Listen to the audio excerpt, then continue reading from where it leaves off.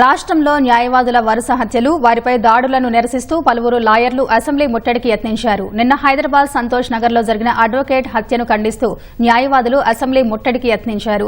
నాంపల్లి తెలుగు విశ్వవిద్యాలయం నుంచి ర్యాలీగా వచ్చిన న్యాయవాదులను పోలీసులు అడ్డుకున్నారు. కొందరు అసెంబ్లీ ప్రాంగణం వైపు దూసుకెళ్లేందుకు ప్రయత్నించడంతో పోలీసులు వారిని అరెస్టు చేశారు. న్యాయవాదుల రక్షణ కోసం ప్రత్యేక చట్టం తేవాలని ప్రభుత్వాన్ని కోరారు. వరుస హత్యల నేపథ్యంలో న్యాయవాదులకు రక్షణ కల్పించాలని డిమాండ్ చేశారు.